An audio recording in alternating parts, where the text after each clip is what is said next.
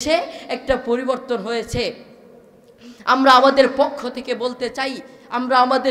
থেকে বলতে চাই দেশে আরেকটা পরিবর্তন দরকার, দেশে আরেকটা পরিবর্তন দরকার। আমার বাবা মাঝে মাঝে বলে দেশে আরেকটা পরিবর্তন দরকার। সেই পরিবর্তন হবে এদেশে স্কুল কলেজ ভার্সিটিগুলোতে নবীর সুন্নাহ বাধ্য করতে হবে, কোরআন বাধ্যতামূলক করতে হবে, ইসলাম বাধ্যতামূলক করতে হবে। তাহলে সেই স্কুল কলেজ থেকে প্রাইম মিনিস্টার বের হবে তো ইসলামপন্থী বের হবে, সেই স্কুল কলেজ থেকে এমপি বের হবে তো ইসলামপন্থী বের হবে, সেই স্কুল কলেজ থেকে আর কোন জালেম বের হবে না, ঠিক না?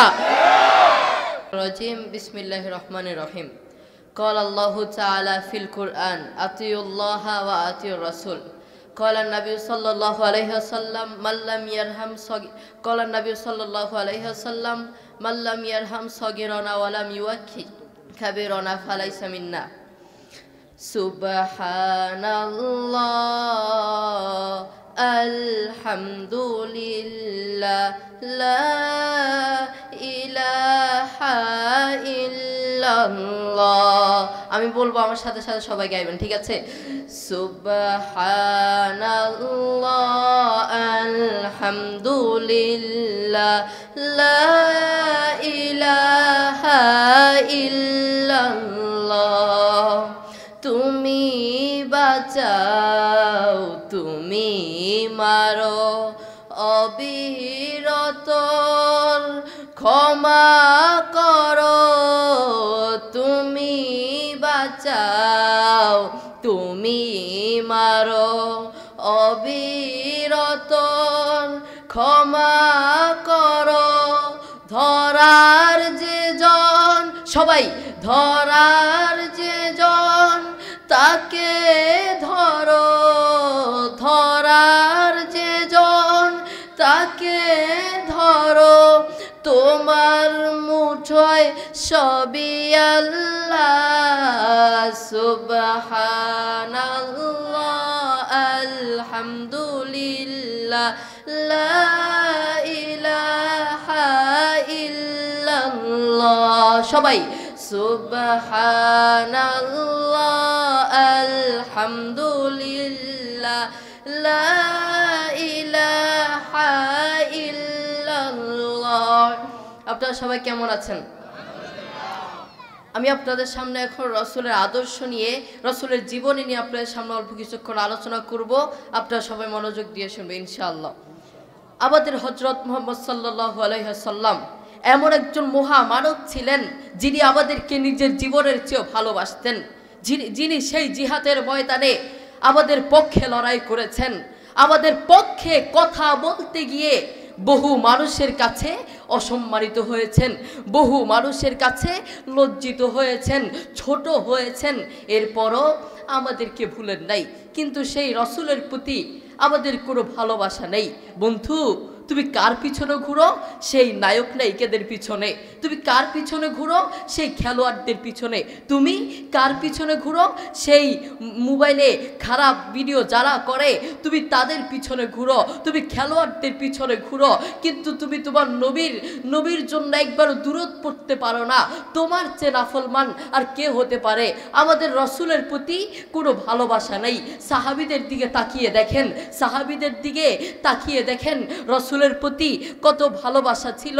একদিন বেলাল রাদিয়াল্লাহু তাআলা আনহু মারা যাবেন, মৃত্যু শয্যায় তিনি হাসছেন, তার মধ্যে হাসির জোয়ার চলছে। তার স্ত্রী দেখে অবাক হয়ে বললেন, আপনি হাসছেন, এ সময় সবাই কাঁদে আর আপনি কেন হাসছেন? বেলাল রাদিয়াল্লাহু তাআলা আনহু অবাক করে একটি কথা বললেন, কেন কাঁদছি জানো? আমি কেন কাঁদছি জানো? আর আমি যেই নবীর জন্য অপেক্ষা করেছিলাম, নবী যেই রাস্তা দিয়ে হেঁটেছিল, আমি সেই রাস্তা দিয়ে হাঁটলে আবার কান্না চলে আসে। নবী যেই জায়গায় বসেছিল, আমি সেই জায়গায় বসলে আবার কান্না চলে আসে। আর আমি মরলেই তো, আমি মারা গেলেই তো সেই নবীকে দেখতে পাবো, এই জন্য আমার মধ্যে আনন্দের জোয়ার চলছে। আল্লাহু আকবার। দেখেছেন নবীর প্রতি কত টান, কত ভালোবাসা।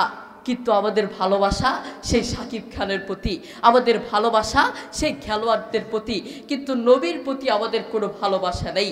আপনি দেখেন আমরা নবীকে ভালোবাসবো তো দূরে থাক, উল্টো আমরা নবীর বিরুদ্ধে কথা বলি, ঠিক কিনা?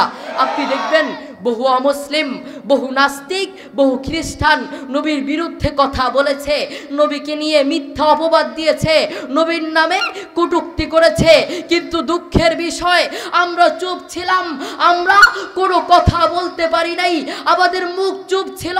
কিন্তু এখন বলতে চাই, কেউ যদি নবীর বিরুদ্ধে কথা বলে আমাদের এই মুখ চুপ থাকবে না, ঠিক কিনা?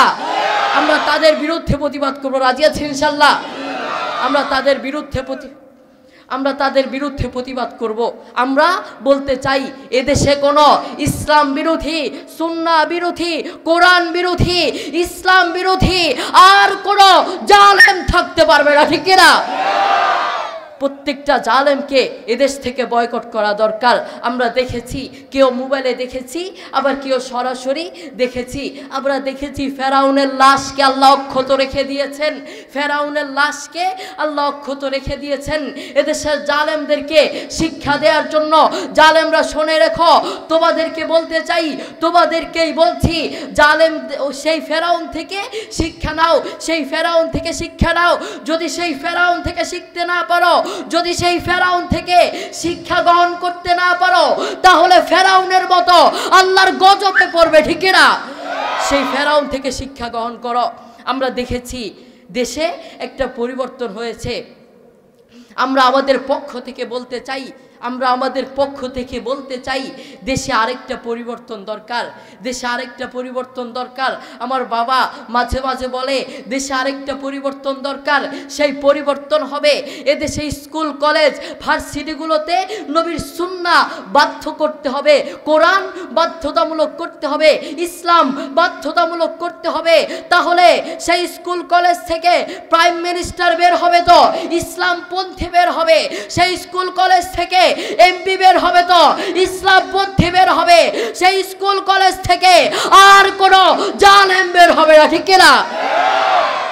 সেই স্কুল কলেজ থেকে আর কোনো জালেম বের হতে দেয়া যাবে না। বলতে চাচ্ছিলাম, আমরা নবীর সুন্নতগুলোকে সমাজে বেশি বেশি প্রচলিত করব। আপনি দেখবেন একটা ছোট্ট সন্তান নাক টিপ দিলে দুধ বের হয়, এমন সন্তান দেখবেন চুল কাটে, চারপাশে নাই, কিন্তু মাথার উপর দিয়ে অল্প একটু থাকে। এই সন্তান এগুলো শিখতে পারে না, এই সন্তান এগুলো শিশু সন্তান, মাসুম সন্তান, এগুলো শিখতে পারে না। এই সন্তানকে শিখায় তার মা এবং বাবা। সন্তান যদি খারাপ পথে যায়, এর জন্য তার মা এবং বাবা ছাড়া পৃথিবীর কেউ দায়ী না। আপনি দেখবেন বহু মা তার সন্তানকে বলে, বাবা তাড়াতাড়ি ঘুমাও, সকালে স্কুলে যেতে হবে, বাবা তাড়াতাড়ি ঘুমাও, সকালে অঙ্কের টিচার আসবে, বাবা তাড়াতাড়ি ঘুমাও, সকালে স্কুলে যেতে হবে, খেলায় যেতে হবে। আপনি মা খেলার কথা বললেন, ইংরেজির কথা বললেন, অনুষ্ঠানের কথা বললেন, আরে আপনি নাফরমান মা, আরে আপনি নাফরমান মা, একবারও বলেন নাই বাবা তাড়াতাড়ি ঘুমাও, সকালে উঠে ফজরের নামাজ পড়তে হবে, ঠিক কিনা? আপনি মা নাফরমান মা। এজন্য বলতে চাই, সন্তান যদি খারাপ পথে যায়, এর জন্য তার মা এবং বাবা ছাড়া পৃথিবীর কেউ দায়ী না। এজন্য আমরা আসুন নবীর সুন্নতগুলোকে সমাজে বেশি বেশি প্রচলিত করব। মাদেরকে বলবো, বাবাদেরকে বলবো, আপনাদের সন্তানদেরকে খেয়াল রাখবেন, নিজে নবীর সুন্নতগুলোকে শিখব এবং অন্যকে শিখার জন্য উৎসাহিত করব। আল্লাহ তাআলা আমাদের সবাইকে বোঝার তৌফিক দান করুন। আসসালামু আলাইকুম ওয়া রাহমাতুল্লাহ।